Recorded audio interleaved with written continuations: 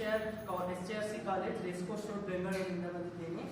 ನಾನು ಆಯ್ದ ವಿಷಯ ಪ್ರತಿನಿತ್ಯದ ಜೀವನದಲ್ಲಿ ಮಾನವನಿಂದ ಪರಿಸರಕ್ಕೆ ಪ್ರಾಣಿ ಪಕ್ಷಿಗಳಿಗೆ ಉಂಟಾಗುತ್ತಿರುವ ಪರಿಣಾಮಗಳು.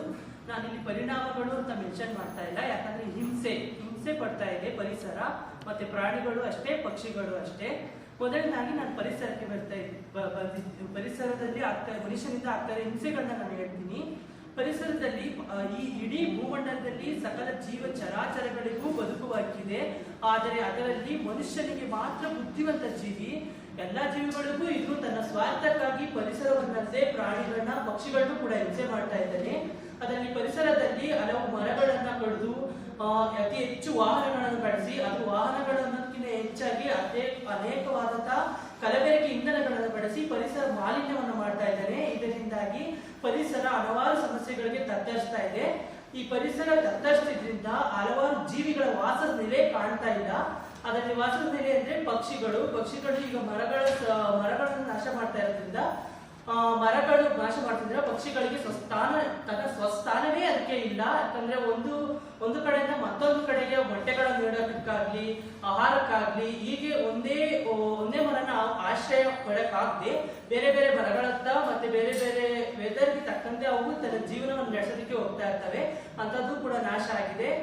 ಮತ್ತೆ ಇನ್ನು ಪ್ರಾಣಿಗಳಿಗೂ ಅಷ್ಟೇ, ಪ್ರಾಣಿಗಳು ಪರಿಸರವನ್ನು ನಾಶ ಮಾಡಿದ್ದು ಅಲ್ಲದೆ ನಾಡಿಗೆ ಪ್ರಾಣಿಗಳು ಬರುವಾಗ ಮಾಡ್ಕೊಂಡಿದ್ದಾನೆ. ಇದರಿಂದಾಗಿ ಎಷ್ಟೋ ಸಮಸ್ಯೆಗಳನ್ನು ಆಗ್ತಿದ್ದೇವೆ. ಅದರಲ್ಲಿ 2 ಸಮಸ್ಯೆಗಳು ನಾನು ಹೇಳ್ತಾ ಇದ್ದೀನಿ. ಪ್ರಾಣಿಗಳಿಗೆ ಸೇರಿದ ಸರೀಸೃಪ ಜಾತಿಗಳನ್ನ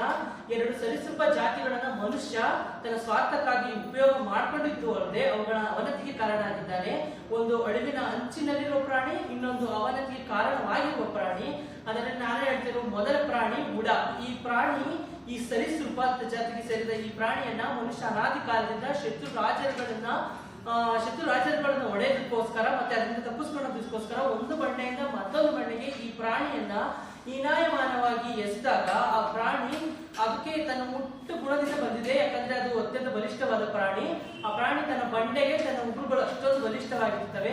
ಆ ಪ್ರಾಣಿಯ ಬಲಿಷ್ಠವಾದ ಪ್ರಾಣಿ ತನ್ನ ಉಗುರುಗಳನ್ನ ಹಾಕಿದಾಗ ಅಲ್ಲಿ ಎಷ್ಟು ಇರಿಟೇಟ್ ಆಗುತ್ತೆ. ಮತ್ತೆ ಅವನು ಹಗ್ಗವನ್ನ ಹಾಕಿದಾಗ ಹಗ್ಗದಿಂದ ಇನ್ನೊಂದು ಹಗ್ಗ, ಒಂದು ಬಂಡೆಯಿಂದ ಇನ್ನೊಂದು ಬಂಡೆಗೆ ಎದುರ್ತಾನೆ. ಆದ್ರೆ ಪ್ರಾಣಿಯಲ್ಲಿ ಎಷ್ಟು ಹಿಂಸೆ ಪಡ್ತಾ ಇರುತ್ತೆ. ಈ ಬುಡವನ್ನ ಪ್ರಾಣಿ ಅನಾದಿ ಕಾಲದಿಂದಲೇ ಹಿಂಸೆ ಮಾಡ್ಕೊಂಡು ಬಂದಿರೋದು. ಇನ್ನು 2ನೇ ಪ್ರಾಣಿ, ಇದು ಅಳಿದು ಹೋಗಿರುವಂತಹ ಪ್ರಾಣಿ ಸರೀಸೃಪ. ಇನ್ನೊಂದು ಸರೀಸೃಪ ಅಳಿವಿನ ಅಂಚಿನಲ್ಲಿರುವ ಪ್ರಾಣಿ, ಹೆಸರು ನಾಗರಾವು. ಈ ನಾಗರಾವು ಪ್ರಪಂಚದ ಅತ್ಯಂತ ಸುಂದರವಾದ ಪ್ರಾಣಿ. ಯಾಕಂದ್ರೆ ಇದಕ್ಕೆ ಎಡೆ ಬಿಚ್ಚುವಂತಹ ಗುಣ ಇದೆ. ಯಾಕಂದ್ರೆ ಈ ಪ್ರಾಣಿ ಅತ್ಯಂತ ಸುಂದರವಾಗಿ ಕಾಣುವಂತಹ ಪ್ರಾಣಿ, ಮತ್ತೆ ಇದು ಆಲಿಸುವಂತಹ ಶಕ್ತಿ ಇದೆ ಈ ಪ್ರಾಣಿಗೆ. ಮತ್ತೆ ಈ ಪ್ರಾಣಿ ಮನುಷ್ಯನ ತಾಳಕ್ಕೆ ತಕ್ಕಂತೆ ಕುಣಿತಾ ಇದೆ. ಯಾಕಂದ್ರೆ ಈಗಿನ ಕಾಲದಲ್ಲಿ ಹಳ್ಳಿಗಳಲ್ಲಿ ಜನಸಾಮಾನ್ಯರಿಗೆ ಹೇಳ್ಬೇಕು ಅಂದ್ರೆ, ಹಳ್ಳಿಗಳಲ್ಲಿ ಈ ಜಾತ್ರೆ ಹರಿದಿನಗಳಲ್ಲಿ ಈ ಪ್ರಾಣಿಯನ್ನ ಒಬ್ಬ ಹಾವಾಡಿಗ ವ್ಯಕ್ತಿ ಹಾವನ್ನ ಆಡ್ಸೋದಕ್ಕಾಗಿ ಬಳಸ್ತಾನೆ. ಅಲ್ಲಿ ಆ ಪ್ರಾಣಿಗೆ ಎಷ್ಟು ಹಿಂಸೆ ಆಗುತ್ತೆ. ಈ ಕಡೆ ಅಂದ್ರೆ ಈ ಕಡೆ ಪುಂಗಿ ಹೋಗಿದ್ರೆ ಈ ಕಡೆ ತಿರುಗ್ಬೇಕು, ಈ ಕಡೆ ಪುಂಗಿ ಹೋಗಿದ್ರೆ ಆ ಕಡೆ ತಿರುಗ್ಬೇಕು. ಆದ್ರೆ ಪ್ರಾಣಿಗೆ ಸ್ವಸ್ಥಾನನೇ ಇಲ್ಲ. ಅದಕ್ಕೋಸ್ಕರ ಹೇಳ್ತಾ ಇದ್ದೀನಿ, ಹಾವಾಡಿಗರಿಗೂ ಈ ತರ ಸಾಹಸ ಮಾಡಬಾರ್ದು. ಯಾಕಂದ್ರೆ ಅದಕ್ಕೂ ಬದುಕು ಹಕ್ಕಿದೆ. ಅದರಿಂದ ತನ್ನ ಸ್ವಸ್ಥಾನ ಏನ್ ಕಾಡಿನಲ್ಲಿದೆ ಆ ಕಾಡಿನಲ್ಲಿ ಇರ್ಬೇಕಷ್ಟೇ ಈ ಪ್ರಾಣಿ. ಇದರಿಂದಾಗಿ ಅನೇಕ ರೀತಿಯಾದ ಸರೀಸೃಪ ತಾನು ಬದುಕು ಸ್ಥಾನವನ್ನೇ ಬಿಟ್ಟು ಇನ್ನೊಬ್ಬನ ಜೊತೆ ಇದ್ದು ಅವನ ಆರ್ಥಿಕ ಅನುಕೂಲಕ್ಕಾಗಿ, ಅವನ ಸ್ವಾರ್ಥಕ್ಕಾಗಿ ಬಳಸ್ತಾ ಇದ್ದಾನೆ ಈ ಪ್ರಾಣಿಯನ್ನ. ಮತ್ತೆ ಈ ಉಡನು ಅಷ್ಟೇ ಅವತ್ತಿಂದ ಬಳಸ್ಬಿಟ್ಟು ಅದರ ಅನುಕೂಲಗಳನ್ನು ಇವಾಗ್ಲೂ ಪಡ್ಕೊಂತಾ ಇದ್ದಾನೆ. ಯಾಕಂದ್ರೆ ಈ ಪ್ರಾಣಿಯನ್ನ ತಿನ್ನೋದ್ರಿಂದ ದೇಹ ಸದೃಢ ಆಗುತ್ತೆ. ಮತ್ತೆ ಈ ಪ್ರಾಣಿಯ ಕೊಬ್ಬಿನಿಂದ ತಯಾರಿಸಿದ ಈ ಎಣ್ಣೆ ಒಂದು ಗಾಯವನ್ನು ವಾಸಿ ಮಾಡಬಲ್ಲಂತ ಶಕ್ತಿ ಇದೆ ಈ ಗಾಯಕ್ಕೆ. ಈ ಪ್ರಾಣಿಯ ಕೊಬ್ಬಿನ ಒಂದು ತುಪ್ಪ ಅಂತ ಏನ್ ಹೇಳ್ತೀವಿ, ಅದು ಎಲ್ಲಾದ್ರೂ ಮೂಳೆಗಳು ಗ್ಯಾಪ್ ಬಿಟ್ಟಿದ್ರೆ ಮತ್ತೆ ಮೂಳೆಗಳು ಗೂಂಡಾಗಿದ್ರೆ ಏನು ಊದ್ಕೊಂಡಿದ್ರೆ ಉಡದ ತುಪ್ಪವನ್ನು ಸವರೋದ್ರಿಂದ ಆ ವ್ಯಕ್ತಿಯ ಸ್ವಸ್ಥಾನಕ್ಕೆ ಬರುತ್ತೆ ಆ ಮೂಳೆ. ಈ ರೀತಿಯಾಗಿ ಹೇಳ್ಬೋದು. ಇನ್ನ ನಾಗರಾವನ್ನು ಕೂಡ ಅಷ್ಟೇನೆ. ಹೀಗಾಗಿ ಪ್ರಾಣಿ ಸಂರಕ್ಷಣೆಯನ್ನ ಮಾಡ್ಬೇಕು.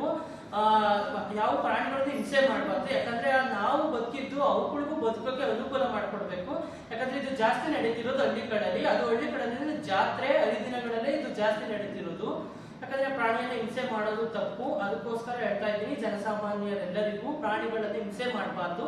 ಅವುಗಳ ಸ್ಥಾನವನ್ನ ಅವುಗಳಿಗಾಗಿ ಮೀಸಲಿಟ್ಟು ನಮ್ಮ ಸ್ವಾರ್ಥಕ್ಕೆ ಉಪಯೋಗಿಸದೆ ನಮ್ಮ ಸ್ವಸ್ಥಾನದಲ್ಲೇ ನಮಗೇನಿದೆಯೋ ಪರಿಸರದಲ್ಲಿ ನಮ್ಗೆ ಏನೇನು ಅನುಕೂಲ ಇದೆಯೋ ಅದನ್ನ ಮಾತ್ರ ಉಪಯೋಗ ಮಾಡ್ಕೋಬೇಕೆ ಹೊರತು ಬೇರೆ ಪ್ರಾಣಿಗಳನ್ನ ಅವಲಂಬಿಸಿಯೋ ಆಗಿಯೂ ಬೇರೆ ಪ್ರಾಣಿಗಳನ್ನ ಹಿಂಸೆ ಮಾಡಬಾರ್ದು ಅಂತ ನಾನು ಈ ರೀತಿ ಹೇಳ್ತಾ ಇದ್ದೀನಿ. ಏನಾದ್ರು ಪ್ರಶ್ನೆ ಇದ್ರೆ ಕೇಳ್ಬೋದು. ಸರಿ, ಸಡನ್ ಆಗಿ ಒಂದು ರೂಮಲ್ಲಿ ಇರ್ತೀರಿ ನೀವು, ಆಗ ನಿಮ್ಮ ರೂಮ್ ಒಳಗಡೆ ಒಂದು ಹಾವು ಬರುತ್ತೆ, ಆಗೇನ್ ಮಾಡ್ತೀರಿ? ಹೋಗ್ಬೇಕು ಅಷ್ಟೇ. ಒಂದು ಸಡನ್ ಆಗಿ ಇಲ್ಲಿ ಎಂಟ್ರಿ ಆಯ್ತು ಅಂದ್ರೆ ನಾವು ಅದನ್ನ ಏನ್ ಮಾಡ್ಬಾರ್ದು, ನಮ್ಮ ಪಾಡಿಗೆ ನಾವು ಹೋಗ್ಬೇಕು. ಯಾಕಂದ್ರೆ ಅಜ್ಜಿಗೂ ಜೀವಿ ಅಲ್ವಾ, ಅದನ್ನ ಏನು ಮಾಡ್ಬಾರ್ದು. ಅದು ನಿಮ್ಮ ಮೇಲೆ ಅಟ್ಯಾಕ್ ಮಾಡಕ್ ಬರ್ತೀರಿ. ಅಟ್ಯಾಕ್ ಒಂದು ಸಿಂಹನೇ ಬಂತು ಅಂತ ತಿಳ್ಕೊಳ್ಳಿ, ಅದು ನಿಮ್ಮ ಮೇಲೆ ಅಟ್ಯಾಕ್ ಮಾಡಕ್ಕಂದ್ರೆ ನೀವೇನ್ ಮಾಡ್ತೀರಾ? ಇಲ್ಲಿ ಸಿಂಹ, ಯಾಕಂದ್ರೆ ನಾನು ಎರಡೇ ಎಕ್ಸಾಂಪಲ್ ಕೊಟ್ಟಿರೋದು. ಈಗ ಸರೀಸೃಪಗಳ ಜಾತಿ ಇಲ್ಲಿನ ಅಂಚಿನಲ್ಲಿರೋದು, ಒಳಗಿನ ಅಂಚಿನಲ್ಲಿರೋದು. ಈಗ ಸಿಂಹ ಅಟ್ಯಾಕ್ ಹೆಂಗ್ ಮಾಡ್ತಾರೆ? ಈಗ ನೀವು ಹೇಳಿದ್ರಿ ಹಾವು ಇದ್ರಲ್ಲಿ ತಗೊಂಡ್ಬಂದು ಮಾಡ್ತಾರೆ ಅಂತ. ಆಕ್ಚುಲಿ ಈಗ ಏನಾಗುತ್ತೆ ಅಂದ್ರೆ ಬುಡಕಟ್ಟು ಜನಾಂಗದವ್ರೆ ಆ ಹಾವನ್ನೆಲ್ಲ ತಗೊಂಡ್ಬಂದು ಜಾತ್ರೆ ಸಂತೆನಲ್ಲಿ ಮಾಡುವಂಥದ್ದು. ಅವ್ರಿಗೆ ಯಾಕೆ ಅದಕ್ಕೆ ಮಾಡ್ತಾರೆ ಅಂದ್ರೆ ಅವ್ರಿಗೆ ಊಟಕ್ಕಿಲ್ಲ, ಬಡತನ. ಹಂಗಾಗಿ ಅವ್ರು ಏನ್ ಮಾಡ್ತಾರೆ, ಆ ಬಡತನ ಹೋಗಿಸ್ಕೊಳಕ್ ಯಾವ್ದೋ ಜಾತ್ರೆ ಆಯ್ತು ಸಂತೆ ಆಯ್ತು ಅಂದ್ರೆ ಬಂದ್ರೆ ನಮ್ಗೇನೋ ದುಡ್ಡು ಬರುತ್ತೆ ಅಂತ ಹೇಳಿ ಅವ್ರ ಪಾಪ ಅವ್ರು ಆಕ್ಚುಲಿ ಅವ್ರು ಏನು ಅಂದ್ರೆ ಅದೆಲ್ಲ ಮುದುಕ ಆಗಿರುವಂತದ್ದು, ಅದ್ ಯಾರಿಗೂ ಏನ್ ತೊಂದರೆ ಮಾಡದೇ ಇರುವಂತ ಹಾವುಗಳನ್ನ ತಗೊಂಡ್ ಬರ್ತಾರೆ. ಆದ್ರೆ ಈಗ ಎಷ್ಟೊಂದು ಜನ ಈ ಇದ್ರಲ್ಲೆಲ್ಲ ಇರುತ್ತೆ, ಜಿಮ್ಗಳಲ್ಲೆಲ್ಲೂ ಆ ಪೊರೆ ಇರುತ್ತೆ, ಆ ಪೊರೆ ಎಲ್ಲ ತಿಂದ್ರೆ ಏನೋ ಆಗುತ್ತೆ ಅಂತ ಎಲ್ಲ ಮಾಡ್ತಾರೆ. ನೀವು ಬರೀ ಹಳ್ಳಿನಷ್ಟೇ ಹೇಳ್ತಾ ಇದ್ದೀರಾ, ಅದಲ್ಲದೇನೆ ಆ ವಿಷಗಳು ಇರುತ್ತಲ್ಲ, ಹಾವಿನ ವಿಷ ಅದು ತೆಗೆದು ಅದು ಏನೇನಕ್ಕೋ ಯೂಸ್ ಆಗತ್ತೆ ಅಂತ ಅದಕ್ಕೂ ಎಷ್ಟೊಂದು ಜನ ಮಾಡ್ತಾರೆ. ಬರೀ ಬಡವರಷ್ಟೇ ಮಾಡ್ತಾರೆ ಅಂತಲ್ಲ, ಅವ್ರು ಬಡತನಕ್ಕೆ ಅವ್ರು ಊಟಕ್ಕಿಲ್ಲ ಅಂತ ಅವ್ರು ಮಾಡ್ತಾರೆ. ಬೇರೆ ಕೆಲಸ ಮಾಡ್ಬೋದಲ್ವಾ? ಕೆಲಸ ಇಲ್ಲಪ್ಪ ಅವ್ರಿಗೆ, ಕೆಲಸ ಕೊಡೋರು ಯಾರು ಅವ್ರಿಗೆ? ಮಾಡೋದು ಇಲ್ಲ, ಕಾನೂನು ಬಾಹಿರ. ಅದಕ್ಕೆ ಎಜುಕೇಶನ್ ಇಲ್ಲ. ನಾವು ಅದು ಕಾನೂನು ಬಾಹಿರ. ಕರಡಿ ಕುಣಿತಾ ಇರೋದು, ಆವಾಡಿ ಇರ್ಬೋದು, ಅವೆಲ್ಲ ಮಾಡಂಗಿಲ್ಲ. Anybody is been there cities ಎಲ್ಲರೂ ಮಾಡಿದ್ರೆ ಅವ್ರು ಏರ್ಪೋರ್ಟ್ ಅದ ತುಂಬಾ ಹಳೆ ಟೈಮ್ ಅದು. ಅಂದ್ರೆ ಯಾಕೆ ಆ ತರ ಮಾಡ್ತಾರೆ ಅಂತ ಬಡತನ ಅವ್ರಿಗೆ, ಹೊಟ್ಟೆಗೆ ಏನು ಇಲ್ಲ, ಇವಾಗ ಅವತ್ತಿನ ಜೀವನ ನಡಿಬೇಕು ಅವ್ರಿಗೆ, ಅದಕ್ಕೋಸ್ಕರ ಅವ್ರು ಆತರ ಮಾಡ್ತಾರೆ. ನಾವು ಅವ್ರಿಗೆ ಜಾಬ್ ಕೊಟ್ಟರೆ, ಆಲ್ಟರ್ನೇಟಿವ್ ನಾವು ಜಾಬ್ ಕೊಟ್ರೆ ಅವಾಗ ಆ ತರ ಕೆಲಸ ಬಿಡ್ತಾರೆ ಅಂತ ನಾವು ಅವ್ರಿಗೆ ಎಜುಕೇಟ್ ಮಾಡ್ಬೇಕು. ಎಜುಕೇಟ್ ಮಾಡೋದಕ್ಕೆ ಹೊಟ್ಟೆ ತುಂಬಲ್ಲ ಅವ್ರಿಗೆ. ಹೊಟ್ಟೆ ತುಂಬಬೇಕು ಅಂದ್ರೆ ನಾವು ಬೇರೆ ಕೆಲಸ ಕೊಡ್ಬೇಕು ಅವ್ರಿಗೆ. ಅದಂದ್ರೆ ಆಗಲ್ಲ. ಅದಕ್ಕೋಸ್ಕರ ನಾವು ನೋಡ್ಬಿಟ್ಟು ನಾವು 10 ಪೈಸೆ 20 ಪೈಸೆ ಹಾಕಿ ಬರ್ತೀವಿ ನಾವು. ನಾನು ಯಾಕೆ ಹೇಳ್ತಿದ್ರೆ ಅಂದ್ರೆ ಇದು ಉಡ ಜಾತಿ ಈಗ ಸಂತತಿ, ಈಗ ಅದು ಪ್ರಾಣಿ ಬಲಿಷ್ಠವಾದ ಪ್ರಾಣಿ ಇರ್ಬೇಕು ಅಂದ್ರೆ ಅದು ಸಂತತಿ ಇರ್ಬೇಕಲ್ವಾ? ಅದು ಇರ್ಬೇಕು. ಅದಕ್ಕೆ ನೀವೇನ್ ಮಾಡ್ತೀರಾ? ಆ ಸಂತತಿ ಉಳಿಸ್ಬೇಕು ಅಂದ್ರೆ ನಿಮ್ ಕಾಂಟ್ರಿಬ್ಯೂಷನ್ ಏನು? ಬರೀ ಮಾತಾಡೋದು ಕಾಂಟ್ರಿಬ್ಯೂಷನ್ ಆಗಲ್ಲ. ಅದರಿಂದ ತೊಂದರೆ ಆಗುತ್ತೆ ಅಂತ ಹೇಳೋದು ಸೊಲ್ಯೂಷನ್ ಅಲ್ಲ. ಈಗ ಹಾವಳಿಗೆ ಅಂತ ಹೇಳಿದ್ರೆ ನಾನು ಹೇಳ್ಬೋದು, ಆದ್ರೆ ನಾನು ಹಾವಳಿಗೆ ಯಾರು ಇರ್ತಾನಲ್ಲ ಅವ್ನಿಗೆ ಒಂದು ಆಲ್ಟರ್ನೇಟಿವ್ ಉಪಜೀವನ ಕೊಡ್ಬೇಕು ನಾನು, ಅವಾಗ ನಾವು ಕೆಲಸ ಬಿಡ್ತಾನೆ. ಈಗ ಉಡ ಮಾನಿ ಏನು ಮಾಡ್ತಾನೆ ಅನ್ನೋ ಎಣ್ಣೆ ತೆಗಿತಾನೆ ಅಂತಂದ್ರೆ ಪಾಪ ಅವ್ರಿಗೆ ಬುಡಕಟ್ಟು ಜನಕ್ಕೆ ನಾವು ಏನು ಕೆಲಸ ಕೊಡ್ತಾ ಇಲ್ಲ ಅವ್ರಿಗೆ. ಆಮೇಲೆ ಕಾಡಿನಲ್ಲಿ ಎಲ್ಲ ಅವ್ರನ್ನ ಒಕ್ಕಲು ಎಪ್ಪಿಸ್ತಾ ಇದ್ವಿ ನಾವು, ಕಾಡಿರೋದಕ್ಕೂ ಬಿಡ್ತಾ ಇಲ್ಲ. ಏನ್ ಮಾಡ್ಬೇಕು ಅವ್ರ ಜನ? ಅವ್ರಿಗೆ ಏನ್ ವಿದ್ಯೆ ಇದೆಯಲ್ಲ, ಅವ್ರಿಗೆ ಏನ್ ಗೊತ್ತಿದ್ದೀರಾ ಅದ್ರ ಪ್ರಕಾರ ಅವ್ರನ್ನ ಮಾಡ್ಕೊಂಡು ಹೋಗ್ತಾರೆ. ಯಾಕೆ ಎಜುಕೇಟೆಡ್ ಪರ್ಸನ್, ಈಗ ನೀವು ಬಯಾಲಜಿ ಓದ್ತಾ ಇಲ್ಲ, ನೀವೇನ್ ಮಾಡ್ತೀರಾ? ಉಡ ಉಳಿಸ್ಬೇಕು ಅಂದ್ರೆ ನಿಮ್ದು ಏನಿದೆ ಕಾಂಟ್ರಿಬ್ಯೂಷನ್? ನೀವು ಹೆಂಗ್ ಕಾಂಟ್ರಿಬ್ಯೂಟ್ ಮಾಡ್ತೀರಾ? ನೀವು ಹೆಂಗ್ ಎಜುಕೇಟ್ ಮಾಡ್ತೀರಾ? ಅದು ಇಂಪಾರ್ಟೆಂಟ್ ಆಗುತ್ತೆ. ಹೇಳಿ, ಹೇಗೆ ಎಜುಕೇಟ್ ಮಾಡ್ತೀರಾ ನೀವು? ಈಗ ನಮಗೆ ಗೊತ್ತಿರೋಗೆ, ನಾವು ಓದಿರೋಗೆ ಒಂದು ಹಾವಾಡಿಗಳು ಇರ್ತಾನೆ ಅಂದ್ರೆ ಹೇಳ್ತೀವಿ ಅಷ್ಟೇ. ಆದ್ರೆ ಬುಡ ಎಲ್ಲಾರು ಮಾತಾಡಿ ಹೋಗ್ಬಿಟ್ರೆ ಅದು ಸೊಲ್ಯೂಷನ್ ಕೊಡೋರು ಯಾರು? ಫಸ್ಟ್ ಮನುಷ್ಯ ಸ್ವಾರ್ಥತೆ ಅನ್ನೋದನ್ನ ಬಿಡಬೇಕು. ಅದು ಬಿಟ್ರೆ ಪರಿಸರ ತಾನಾಗ್ತಾನೆ ಉಳಿಯುತ್ತೆ. ಅದೇ ಹೇಳೋದು, ಸ್ವಾರ್ಥತೆ ಬಿಟ್ರೆ ಅದನ್ನೇ ಮೇಡಮ್ ಕೇಳ್ತಾ ಇರೋದು. ಅದಕ್ಕೆ ನಮ್ದೇನು? ನಾನೇ ಕಾಂಟ್ರಿಬ್ಯೂಟ್ ಮಾಡ್ಬೋದು, ನೀವೇ ಕಾಂಟ್ರಿಬ್ಯೂಟ್ ಮಾಡ್ಬೋದು, ಅದಕ್ಕೆ ಯೋಚನೆ ಮಾಡ್ಬೇಕು ನಾವು ಅಂತ ನಾನು ಹೇಳ್ತಾ ಇರೋದು. ಬರೀ ಮಾತಾಡಿ ಗೊತ್ತು, ಎಲ್ಲರಿಗೂ ಗೊತ್ತು. ಈಗ ಸಂತತಿಗಳು ಎಷ್ಟೊಂದು ಪ್ರಾಣಿ ಪಕ್ಷಿಗಳು ಎಲ್ಲ ಹೋಗ್ಬಿಟ್ಟಿದ್ದಾವೆ, ಸಂತತಿಗಳೇ ಇಲ್ಲ ಅಂತ ಗೊತ್ತಿದೆ. ಅದು ಉಳಿಸಕ್ ನಾವೇನ್ ಮಾಡ್ಬೋದಾಗಿದ್ದು, ನಾವೀಗ ಏನ್ ಮಾಡ್ಬೋದು, ಅದ್ರ ಬಗ್ಗೆ ಯೋಚನೆ ಮಾಡ್ಬೇಕಾಗುತ್ತೆ. ನೀವೇನು ಓದ್ತಿರೋದು?